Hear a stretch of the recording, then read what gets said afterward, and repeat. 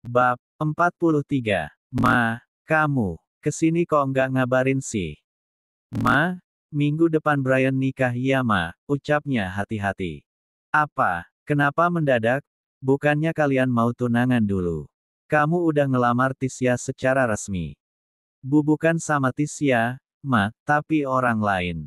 Apa maksud kamu? Jangan bilang kamu udah menghamili. Dengarin ma, dengarin penjelasan Brian dulu, ini nggak seperti yang mama pikirkan.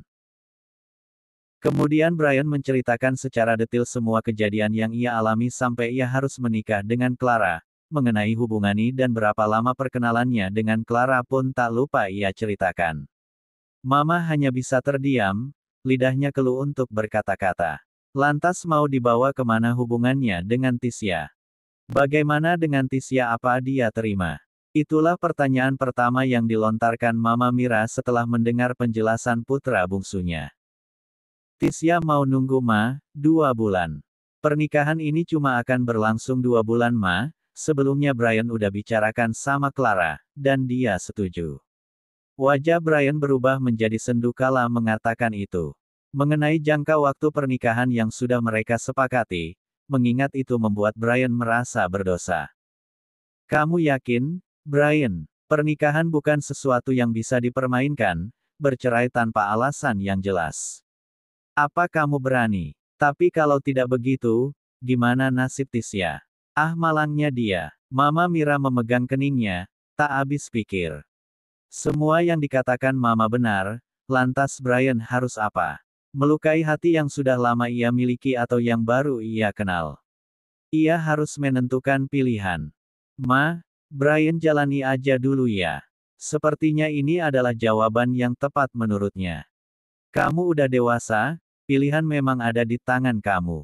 Mama hanya kasihan dengan Tisya, terlebih mengingat rencana kalian tahun ini. Cukup ma, jangan diterusin.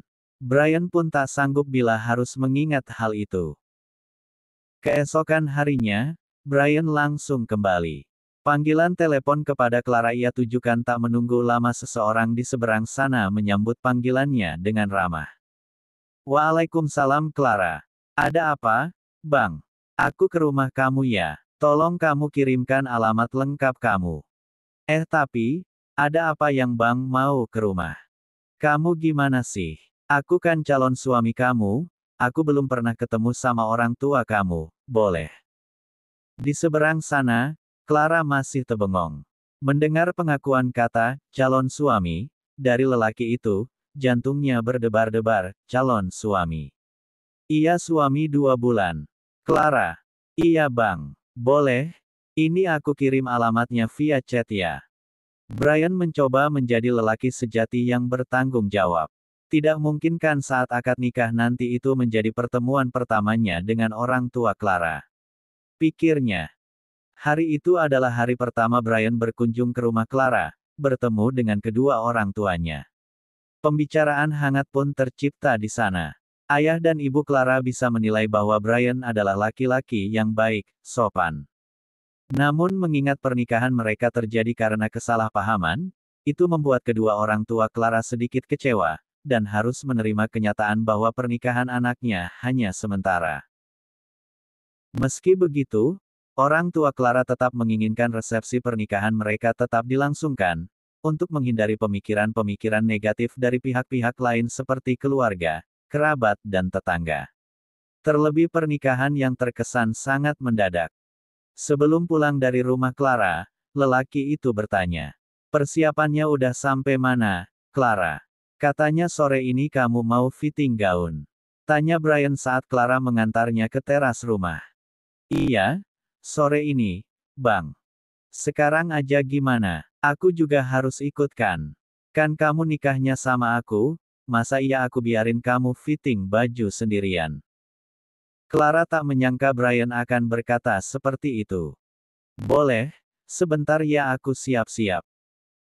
Hari demi hari berlalu, fakta bahwa beberapa hari lagi akan melangsungkan pernikahan tidak membuat lelaki itu terbebani sama sekali seperti di awal-awal. Bahkan terkadang ia lupa bahwa pernikahan ini hanyalah sementara. Namun kenyataannya sekarang usia pernikahan mereka sudah berbulan-bulan. Selama mereka menjalani kehidupan rumah tangga, tak satu pun dari mereka yang ingat mengenai kesepakatan pernikahan mereka yang awalnya hanya 2 bulan. Brian justru semakin hari semakin mencintai wanita itu, tanpa alasan. Jauh darinya hanya akan membuatnya uring-uringan. Fakta bahwa hatinya telah mendua dan mengkhianati Tisya memang tak bisa terbantahkan, karena siapa yang tahu kemana hati akan berlabuh. Pertemuan pertamanya dengan Clara memberikan kesan berbeda, entah apa itu, hanya hatinya yang tahu. Sejak hari itu, ia tak bisa mengendalikan hatinya yang mulai terbagi. Bahkan 2 hari tidak berkomunikasi dengan Tisa bukan masalah besar lagi baginya. Tapi ia juga tak mau menjadi jahat menjadikan Clara sebagai pelarian. Ia hanya mengikuti kemauan hatinya. Nyaman berkomunikasi dengan Clara mungkin adalah salah satu alasannya. Itulah yang menyebabkan setiap kali ada hal yang berkaitan dengan Tisya, ia selalu merasa bersalah. Abang nggak bisa bayangin kalau kita benar-benar berpisah setelah 2 bulan, abang nggak akan sanggup, sayang. Masih saling berhadapan, Clara tersenyum mendengar kalimat itu. Jangankan Brian, dia juga tak akan sanggup. Jadi waktu itu kenapa ada tawar-menawar minta 3 bulan, Bang? Sebenarnya Clara penasaran dengan hal itu, waktu itu, ia tidak mau terlalu percaya diri bahwa Brian mulai menyukainya, itu tak mungkin menurutnya karena Brian sudah memiliki wanita yang sangat ia cintai. Oke mungkin saatnya sekarang abang jujur sama kamu, sebenarnya, dari awal ketemu kamu itu, abang penasaran sama kamu. Kejujuran Brian membuat Clara tak tahan untuk tidak tersenyum, meski hanya penasaran, berarti ada ketertarikan untuk mengenal lebih, bukan? Pikir Clara. Penasaran kenapa? Kamu cuek, wanita pertama yang abang temui dengan sikap seperti itu. Bahkan kamu terburu-buru mau pergi ninggalin ruangan itu, ngomong seperlunya tanpa basa-basi. Biasanya kalau yang lain pasti kebanyakan modus, senyum-senyum nggak jelas. Jelas Brian, itulah yang membuatnya penasaran pada Clara. Ini cewek kok biasa-biasa aja. Nggak seperti yang lain reaksinya saat bertemu dengannya pertama kali, bahkan Clara juga wanita pertama yang ia minta nomor ponselnya. Oh ya, jadi mau ngapain lagi bang ya seperlunya aja. Lagian segandong sama kamu kan jaksa, apalagi muka kamu sangar banget waktu itu. Nggak ada ramah-ramahnya. Clara mengerucutkan bibirnya saat mengatakan itu, basa-basi dengan orang yang tak ia kenal. Itu jelas bukan sifatnya. Iya, waktu itu lagi pusing banget sama kerjaan sayang, tapi pas ngeliat kamu, hati jadi teduh banget rasanya. Sambil mengelus pipi Clara yang bersemu merah karena kalimat-kalimatnya. Ih gombal, makanya kamu kesal ya, karena peneduh hatinya mau buru-buru pergi waktu itu. Clara menahan tawanya, iya, sombong banget kamu nggak mau kenalan dulu, berjabat tangan atau apa gitu, jawab Brian. Bukan muhrim, nggak boleh sentuh-sentuh. Bukan muhrim kamu bilang. Terus si Rio ngelus-ngelus kepala kamu waktu itu boleh ya. Lelaki itu tak pernah lupa dengan apa yang ia lihat waktu itu. Kapan? Sayang. Clara benar-benar lupa apa yang dimaksud suaminya. Udah nggak usah diingat lagi, sakit hati. Clara membalas dengan senyuman, kamu tuh lucu banget kalau lagi cemburu, tahu. Oh iya? Emang yang lain yang kamu maksud siapa bang? Yang modusin kamu? Oh sepertinya Brian salah bicara, Clara juga tak mau kalah bertanya soal wanita-wanita yang pernah mencoba menggodanya. Banyak.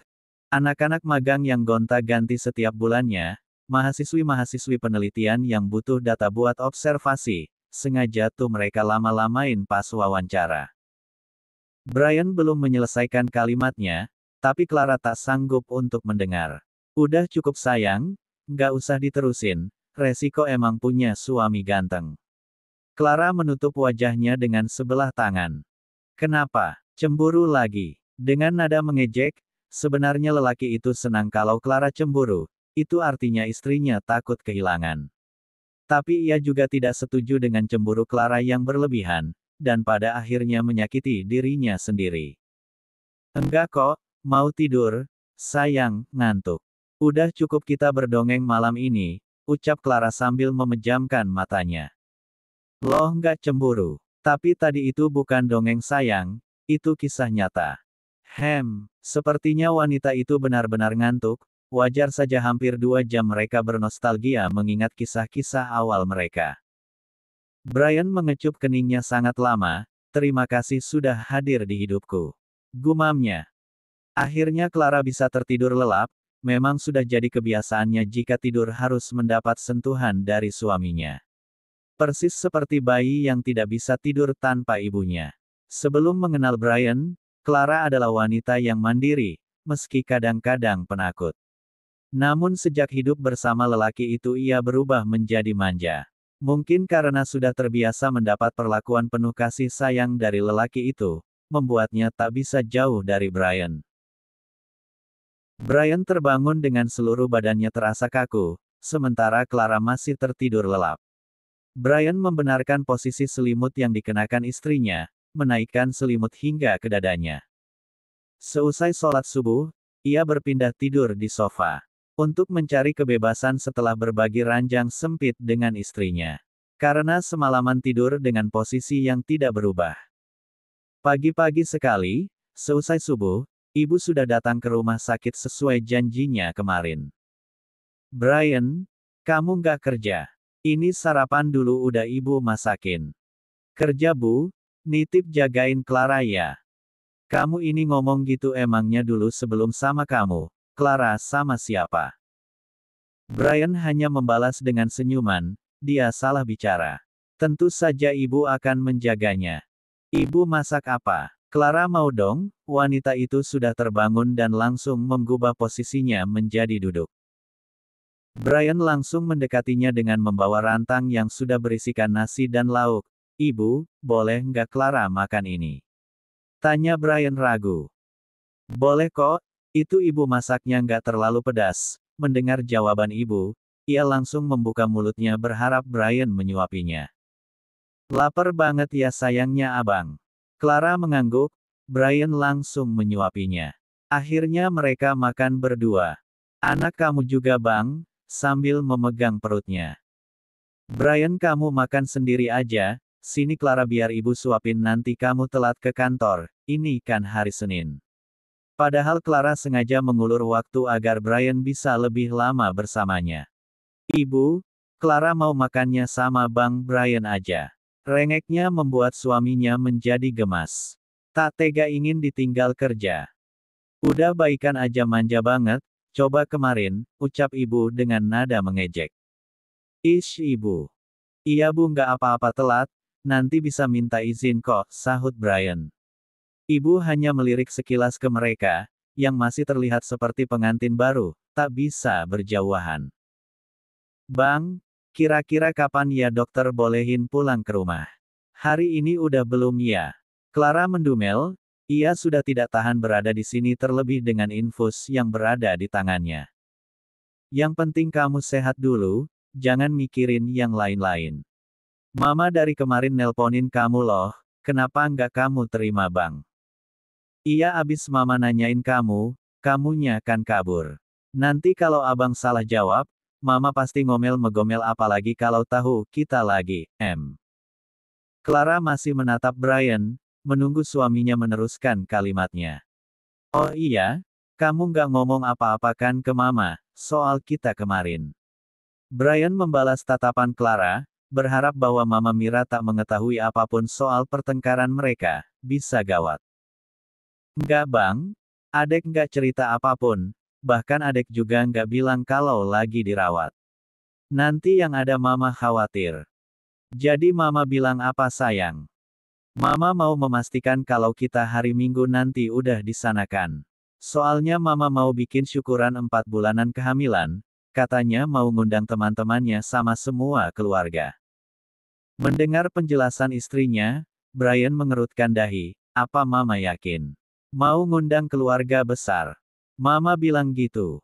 Iya, kenapa bang? Kok heran? Nggak apa-apa sayang. 20 menit lamanya mereka makan bersama sambil berbincang. Hingga akhirnya dengan berat hati Brian meminta izin pada Clara untuk pulang ke rumahan dan bersiap-siap untuk kerja. Bolehkan abang tinggal, sayang? Dengan terpaksa Clara mengangguk, oh iya baju kerja kamu udah beres kan bang? Udah, kamu tenang aja, sambil mengusap kepala Clara. Kemudian mengecupnya tanpa malu-malu dengan keberadaan ibu. Abang pergi ya. Kemudian Brian berbalik hendak melangkah. Sebenarnya ia sangat berat untuk meninggalkan Clara. Tapi bagaimanapun ia tetap harus pergi bekerja hari ini. Abang, mendengar suara manja itu, ia pun langsung berbalik. Ya sayang. Tapi nanti kan mau USG, emang kamu nggak mau lihat anak kamu? Tatapannya memohon. Ya mau banget sayang, jam berapa kira-kira? Nggak tahu, dokter nggak bilang kemarin jamnya. Ya udah, nanti jam makan siang, abang usahakan kesini, ya. Iya, hati-hati sayang, tak lupa Clara menyalami dan mencium tangannya. Brian sudah sangat gagah dan rapi dengan pakaian dinas hariannya, ia melangkah masuk ke dalam gedung kantornya dengan kurang semangat. Alasannya apalagi kalau bukan karena mengingat sang istri yang sedang sakit, apalagi tatapan manjanya tadi yang seolah tak ingin ditinggal. Masuk ke dalam ruangan, Brian sudah ditunggu oleh dua orang wanita muda, sedang duduk di kursi koridor yang berada tepat di depan ruangannya. Brian tidak melihat ke kiri dan ke kanan, ia hanya fokus berjalan dan masuk ke dalam ruangannya.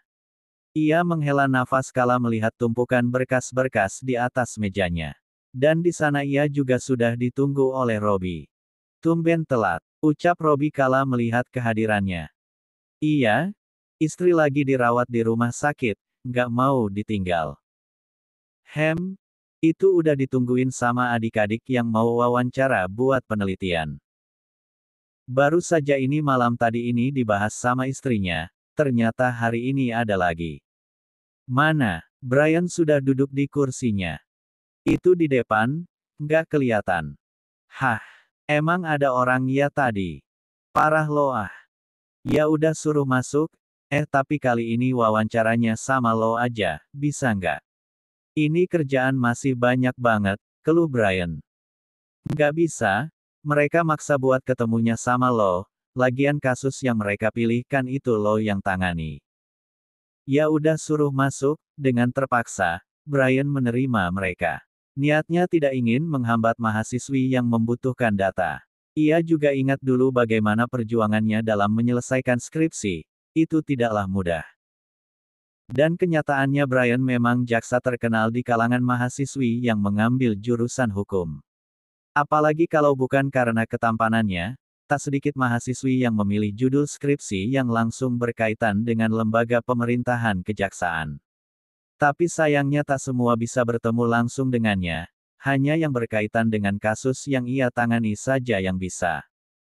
Selamat pagi, Pak Tutur, salah satu mahasiswi itu saat sudah berhadapan dengannya. Pagi, silahkan, seperti biasa hanya menampilkan senyum datar. Perkenalkan Pak, saya Luna. Mereka pun berjabat tangan. Baik, apa yang ingin kamu tahu tentang kasus ini? Luna langsung membuka laptopnya dan sudah mempersiapkan sederet pertanyaan. Beruntung Brian kali ini, walaupun menyita waktunya, mahasiswi yang bernama Luna itu tidaklah menyusahkannya dalam artian tidak cari perhatian atau curi-curi pandang, senyum-senyum seperti yang biasa ia alami. Ia sudah muak dengan hal itu. Wawancara berlangsung selama 2 jam lebih, dan selama itu pula Brian merasa resah karena tidak bisa menghubungi istrinya. Meski sudah curi-curi waktu untuk mengirim pesan pada Clara, tapi ia tidak puas jika tidak mendengar suaranya. Apalagi hari ini Clara akan menjalani pemeriksaan USG untuk kedua kalinya, sungguh ia sebenarnya tidak ingin melewati itu. Setelah dua mahasiswi itu benar-benar meninggalkan ruangannya, bukan pekerjaan yang ia sentuh melainkan ponselnya, ia langsung melakukan panggilan pada Clara. Ia benar-benar tak bisa fokus bekerja hari ini. Gimana sayang? Belum kan? Belum bang, kata perawatnya tadi mungkin agak siangan, pas banget kalau kamu bisa kesini jam makan siang. Jawab wanita di seberang sana. Oke, abang usahakan, Sayang, tunggu abang ya. Love you, sayang kamu. Love you too abang. Brian, jaksa muda yang terkenal berwibawa itu menjadi lemah dan agak sedikit lebay kala berkaitan dengan perempuan yang bernama Clara. Rasanya baru saja Brian menyentuh beberapa berkas, lembaran-lembaran kertas yang ada di atas meja kerjanya. Tapi jam sudah menunjukkan pukul 12 siang. Ia menyelesaikan sebagian pekerjaannya sebelum jam makan siang tiba, meski masih banyak yang harus ia kerjakan, namun ia tidak mau mengecewakan istrinya. Ia akan tetap berusaha untuk kembali menemui Clara di rumah sakit, terlebih wanita itu akan menjalani pemeriksaan USG.